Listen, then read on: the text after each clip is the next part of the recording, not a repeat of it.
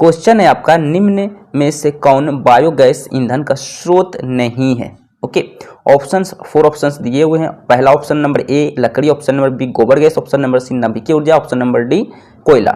हम सबको पता है लकड़ी क्या है, बायोगैस ईंधन का स्रोत है। उसके बाद गोबर गैस भी क्या है, बायोगैस ईंधन का स्रोत है। लेकिन कोयला भी क्या है, कोयला भी हमारा बायोगैस ईंधन का स्रोत है। बट यहाँ पे जो है नाभिकीय ऊर्जा जो होता है ये बायोगैस ईंधन का स्रोत नहीं होता है। ठीक है, तो ऑप्शन नंबर सी इसका क्या हो जाएगा, राइट आंसर हो जाएगा। ठीक है, चलिए देखते हैं नेक्स्ट। अच्छा, नेक्स्ट है ग्लोबल वार्मिंग के लिए कौन गैस उत्तरदायी है ना, यानी उत्तरदायी कौन सा गैस है ये आपको बताना है। ओके, ऑक्सीजन अगर जितना ज़्यादा हमारी पृथ्वी पर हो जाएगा उतना बेहतर है ना। उसका NH3 यानी अमोनिया से भी कोई फर्क नहीं पड़ेगा। नाइट्रोजन तो हमारे वायुमंडल में 78% पाया जाता है, तो और ओके हम सबको पता है, तो इससे कोई फर्क नहीं पड़ता है। लेकिन कार्बन डाइऑक्साइड जैसे ज़्यादा बढ़ेगा हमारे पृथ्वी के वायुमंडल में, तो ये जो ग्लोबल वार्मिंग के लिए उत्तरदायी हो जाता है। ठीक है, तो ऑप्शन नंबर सी इसका राइट आंसर हो जाएगा। ठीक है, चलिए देखते हैं नेक्स्ट। सूर्य तथा अन्य तारों की विशाल ऊर्जा के स्रोत हैं, क्या है ये आपको बताना है। ठीक है, तो इसमें होता क्या, नाभिकीय संलयन के कारण ही सूर्य और तारों का ऊर्जा जो है हमारे पृथ्वी तक आती है। अगर सूर्य और तारा में अगर नाभिकीय संलयन ना हो तो हम उन्हें जो है उनका प्रकाश नहीं देख पाएंगे, है ना। तो नाभिकीय संलयन इनके बीच होता है तभी हम देख पाते हैं। ठीक है, यानी सूर्य की प्रकाश किसके कारण आता है, नाभिकीय संलयन के कारण आता है। तारों को हम देखते हैं टिमटिमाते हुए, किसके कारण देख पाते हैं, नाभिकीय संलयन होता है। ठीक है, इसलिए ऑप्शन नंबर ए इसका राइट आंसर हो जाएगा। ठीक है जी, चलिए देखते हैं नेक्स्ट। नाभिकीय विखंडन को नियंत्रित करने में प्रयुक्त होता है, यानी कि नाभिकीय विखंडन जब होता है तो उसको नियंत्रित करने के लिए यानी कि कंट्रोल करने के लिए क्या उपयोगी होता है, कौन प्रयुक्त होता है ये आपको बताना है। ठीक है, 4 ऑप्शंस दिए हुए हैं। लोहे का छड़, ऑप्शन नंबर बी स्टील का छड़, ऑप्शन नंबर डी कैडमियम का छड़ और ऑप्शन नंबर डी एल्यूमिनियम का छड़। कैडमियम का सिंबल होता है CD, ये एक तरह का धातु है। ठीक है, ओके चलिए इसमें ऑप्शन नंबर कौन सा होगा राइट, अब बताइए। तो याद रखिएगा इसमें जो होता है ना, ऑप्शन नंबर सी इसका राइट आंसर हो जाएगा। नाभिकीय विखंडन को कंट्रोल करने के लिए, नियंत्रित करने के लिए कैडमियम का छड़ लिया जाता है जिसका सिंबल CD होता है। ठीक है, चलिए अब हम लोग देखते हैं नेक्स्ट क्वेश्चन। नेक्स्ट क्या है जी, नेक्स्ट है किसी नाभिकीय विखंडन में मुक्त ऊर्जा होता है, यानी कि नाभिकीय विखंडन में पहले से ही ऊर्जा मौजूद होता है। मुक्त मतलब उसमें आप ऊर्जा डालो या ना डालो, है ना, उसमें पहले से ऊर्जा उपस्थित है, इसका मतलब उसको बोलेंगे मुक्त ऊर्जा यानी कि फ्री एनर्जी, है ना। तो इसमें जो होता है फ्री एनर्जी किसी भी नाभिकीय विखंडन में, वो आपका होता है लगभग में माना जाता है आपका 200 मेगावोल्ट माना जाता है। ठीक है, यानी कि 200 MeV। ओके, यानी ऑप्शन नंबर सी इसका राइट आंसर हो जाएगा। ठीक है जी, नेक्स्ट। ऊर्जा का सबसे विशाल प्रत्यक्ष एवं विशाल स्रोत क्या है? ऊर्जा का सबसे अधिक प्रत्यक्ष एवं विशाल स्रोत क्या है? ओके, ये आपको बताना है। तो आप सबको पता है सूर्य की ऊर्जा जो होती है सबसे अधिक जो है विशाल होती है ना। नाभिकीय संलयन सबसे ज्यादा इसी में होता है, नाभिकीय संलयन। ठीक है, इसीलिए उसकी ऊर्जा क्या होती है, सबसे अधिक होती है। तो सूर्य इसका राइट आंसर हो जाएगा, option number C. Okay, next है बॉक्स नुमा और कुकर में 3 से 4 घंटे के अंदर का ताप हो जाता है ना। यानी कि बॉक्स नुमा और कुकर में 3 से 4 घंटे के अंदर जो है इसके अंदर ताप हो जाता है, कितना से कितना डिग्री हो जाता है ये आपको बताना है। ठीक है, तो ये लगभग में हो जाता है 100 डिग्री से 140 डिग्री सेल्सियस तक हो जाता है। तो ऑप्शन नंबर बी इसका राइट आंसर हो जाएगा। ठीक है, नेक्स्ट। पवनों का देश किसे कहा जाता है? तो याद रखना है डेनमार्क को जो है पवनों का देश कहा जाता है। डेनमार्क को क्या कहा जाता है? पवनों का देश, यानी कि हवाओं का देश, है ना। डेनमार्क में होता है पवनों का देश इसलिए कहते हैं, ऊपर में देखते होंगे इस तरह जो है लगा हुआ होता है, वो चक्री घूमता हुआ रहता है। ठीक है, यानी इसी तरह जो है इससे पवन से जो ऊर्जा प्राप्त किया जाता है। ठीक है, इसलिए पवनों का देश इसे कहा जाता है। ओके, चलिए देखते हैं नेक्स्ट। पवन विद्युत जनित्र, एक मिनट क्वेश्चन नहीं दिख रहा। पवन विद्युत जनित्र में पवन की चाल कम से कम कितनी होनी चाहिए? पवन विद्युत जनित्र मतलब समझ रहे हैं ना, अभी मैंने आपको एक फिगर देकर बताया था। इस तरह जो होता है पवन, इस तरह चक्री लगा होता है, 3-4 चक्री लगा होता है, ये घूमते रहता है हवा की हवा के घर्षण के कारण क्या होता है, ये घूमते रहता है ना जी ऊपर में, है ना। तो इसकी चाल कितनी होती है ये आपको बताना है। ओके, तो याद रखिएगा पवनों की जो जनित्र की जो चाल होती है वो माना जाता है आपका 15 किलोमीटर प्रति घंटा। ये चक्री जो रोटेट हो रहा है ये 15 किलोमीटर प्रति घंटा की दर से रोटेट होता है। ठीक है, चलिए देखते हैं नेक्स्ट क्वेश्चन। जीवाश्म ईंधन का उदाहरण है, जीवाश्म ईंधन का क्या उदाहरण है ये आपको बताना है। ठीक है, तो कोयला भी हम जानते हैं जीवाश्म ईंधन का उदाहरण है, लकड़ी भी जीवाश्म ईंधन का उदाहरण है, गोबर गैस भी जीवाश्म ईंधन का उदाहरण है। यानी कि इनमें सभी इसका राइट आंसर हो जाएगा, यानी ऑप्शन नंबर डी इसका राइट आंसर हो जाएगा। कोयला, लकड़ी, गोबर गैस सभी जीवाश्म ईंधन का क्या है, उदाहरण है। ओके, चलिए देखते हैं नेक्स्ट।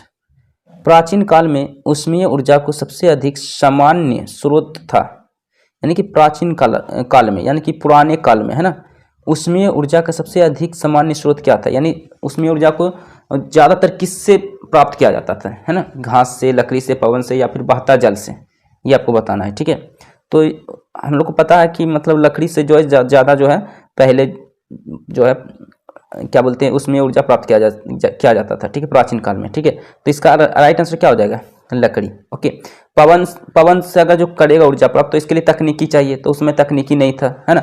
बहता जल के लिए भी तकनीकी चाहिए, मोटर लगा हुआ होता है तभी बहता जल से क्या होता है, ऊर्जा प्राप्त होता है। घास से तो कोई खास नहीं ऊर्जा मिलेगा क्योंकि ये बहुत जल्दी जो है खत्म हो जाएगा, लेकिन लकड़ी अच्छा देर तक क्या करता है जी, हमें ऊर्जा प्रदान करता है। तो ऑप्शन नंबर बी इसका राइट आंसर हो जाएगा। ठीक है, नेक्स्ट, कार्य करने की क्षमता को कहते हैं, कार्य करने की क्षमता को क्या कहते हैं, ऊर्जा कहते हैं। ये तो फॉर्मूला आपने याद किया होगा, डेफिनेशन कि ऊर्जा किसे कहते हैं, तो कार्य करने की क्षमता को ऊर्जा कहते हैं। ओके, नेक्स्ट, गोबर गैस एक प्रकार की है, क्या है, गोबर गैस एक प्रकार की क्या है, तो गोबर गैस एक प्रकार की अभी मैंने आपको बताया था ना, बायोगैस है। तो ऑप्शन नंबर बी इसका राइट आंसर हो जाएगा, बायोगैस। नेक्स्ट, नवीकरणीय ऊर्जा का स्रोत क्या है, नवीकरणीय ऊर्जा का स्रोत क्या है, तो सौर ऊर्जा तो जो होता है नवीकरणीय ऊर्जा का स्रोत है। ओके ओके, नवीकरणीय ऊर्जा मतलब इंसान के द्वारा उत्पन्न बनाया गया ऊर्जा, है ना। तो सौर ऊर्जा तो इंसान ने बनाया, कोयला इंसान ने पैदा नहीं किया है ना। नाभिकीय ऊर्जा जो होती है जो सूर्य के प्रकाश से आती है, ये भी इंसान ने नहीं पैदा किया, कोयला से इंसान ने नहीं पैदा किया। प्राकृतिक गैस से प्राप्त ऊर्जा, ये तो प्राकृतिक लगा हुआ है, इसका मतलब इंसान के इसमें कोई हाथ ही नहीं है। यानी सौर ऊर्जा जो लगा होता है सौर पैनल से, जिससे हम लोग रोशनी प्राप्त करते हैं, ये ऊर्जा जो है मनुष्य के द्वारा कृत्रिम ऊर्जा कहलाता है, इसीलिए इसे नवीकरणीय ऊर्जा कहते हैं। तो ऑप्शन नंबर बी इसका राइट आंसर हो जाएगा। ठीक है, ओके, चलिए देखते हैं नेक्स्ट। नेक्स्ट है जैव गैस एक उत्तम ईंधन है, जैव गैस एक उत्तम यानी अच्छा ईंधन है ना, क्योंकि इसमें मीथेन गैस पाई जाती है। कितना परसेंट ये आपको बताना है। ओके, तो इसमें मीथेन गैस जो लगभग में 75% पाया जाता है। मीथेन गैस मतलब CH4 होता है ना, मीथेन गैस मतलब CH4 होता है। ओके, चलिए देखते हैं क्वेश्चन नंबर 16। क्वेश्चन नंबर 16 है अनवीकरणीय ऊर्जा का स्रोत क्या है। अभी मैंने आपको बताया था एक होता है नवीकरणीय ऊर्जा, अगर वो यहाँ से हम हटा दे तो नवीकरणीय ऊर्जा, तो नवीकरणीय ऊर्जा हम लोग उससे कहते थे जो कि मानव द्वारा वो ऊर्जा को जो है ऊर्जा की खोज किया गया हो, उसे हम लोग नवीकरणीय ऊर्जा कहते हैं। और वो नवीकरणीय ऊर्जा उसे कहते हैं जो मानव द्वारा नहीं खोज किया गया, बल्कि पहले से ही पृथ्वी पर वो मौजूद है गॉड के द्वारा, है ना, ईश्वर के द्वारा पहले ही इस दुनिया में क्या है वो मौजूद है ना। तो इसमें से हम देखेंगे कि सौर ऊर्जा का जो निर्माण जो है वो साइंटिस्ट ने किया, यानी कि मानव कृत्रिम ये हो गया आपका। ठीक है, ये क्या हो गया, मानव कृत्रिम ऊर्जा हो गया। और पवन ऊर्जा जैसे ऊपर में इस तरह चक्री जो घूमते रहता है। ओके, तो ये भी इसका भी आविष्कार की साइंटिस्ट लोगों ने किया है ना, यानी ये भी क्या है आपका कृत्रिम ऊर्जा है, यानी कि मानव द्वारा प्राप्त ऊर्जा है। ठीक है, ओके, नेक्स्ट विद्युत ऊर्जा की खोज साइंटिस्ट ने किया, यानी कि जीवाश्मी ऊर्जा जो है जैसे कोयला हो गया है ना, खनिज लवण, बायोगैस है ना, ये सभी जीवाश्म ईंधन में आते हैं। तो यानी कि गॉड के द्वारा ऊर्जा जो पहले से इस दुनिया मौजूद है जीवाश्मी ऊर्जा कहते हैं, यानी कि ऑप्शन नंबर ए इसका राइट आंसर हो जाएगा। ठीक है, चलिए देखते हैं नेक्स्ट। सौर ऊर्जा को विद्युत ऊर्जा में परिवर्तित करती है, कौन करती है ये आपको बताना है। सौर ऊर्जा को विद्युत ऊर्जा में परिवर्तित करती है तो सौर सेल करती है। सौर सेल क्या करती है, सौर ऊर्जा को विद्युत ऊर्जा में परिवर्तित कर देती है। ठीक है, ओके, नेक्स्ट एक उत्तम ईंधन है, यानी सबसे बेस्ट ईंधन इन चारों में से कौन है, ये आपको बताना है। ओके, कोयला क्या है, ये भी एक ईंधन प्राप्त करने का एक स्रोत है। लकड़ी से भी हम लोग ईंधन प्राप्त करते हैं, पेट्रोलियम से भी हम लोग ईंधन प्राप्त करते हैं, और जैव गैस से भी ईंधन प्राप्त करते हैं, लेकिन सबसे उत्तम माना जाता है जैव गैस को।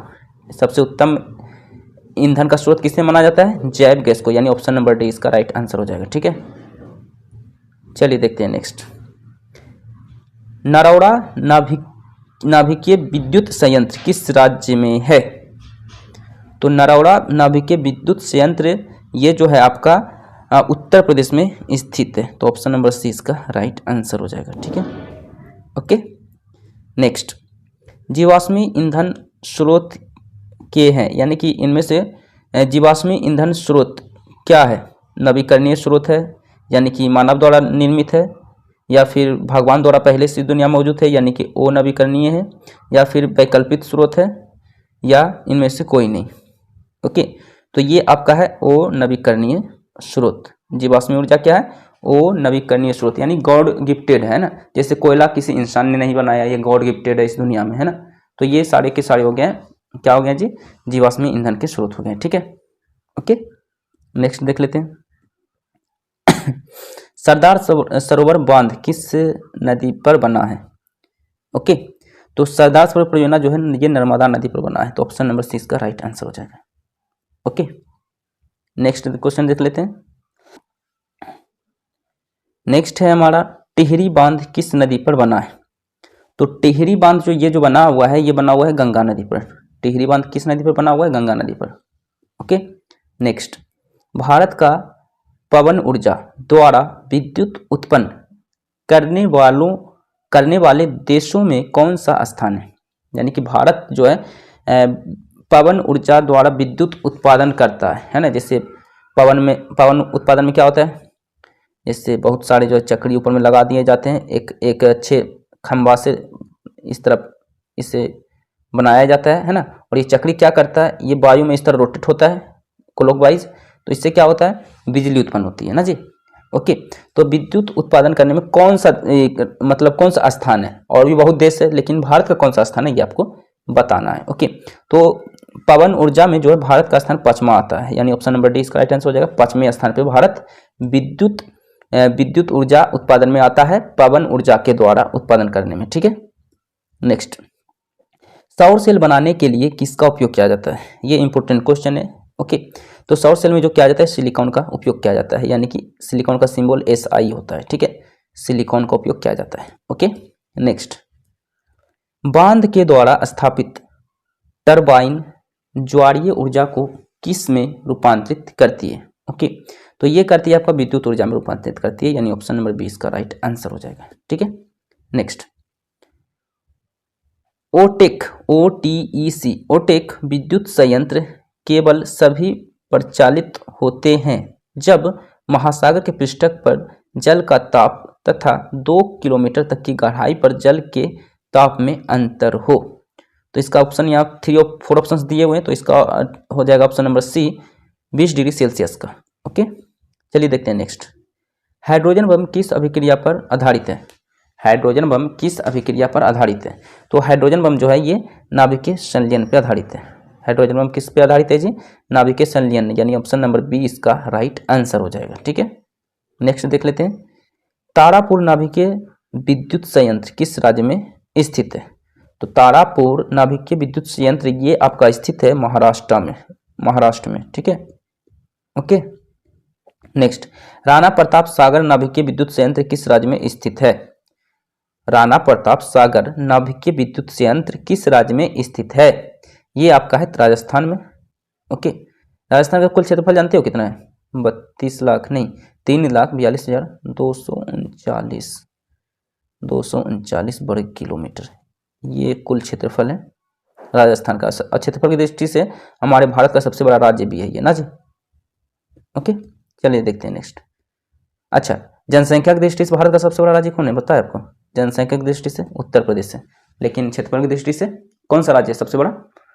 राजस्थान है। ओके, 3,42,239 वर्ग किलोमीटर इसका क्षेत्रफल है। ठीक है, चलिए देखते हैं क्वेश्चन नंबर 30। कल्पक्कम नाभिकीय विद्युत संयंत्र किस राज्य में स्थित है?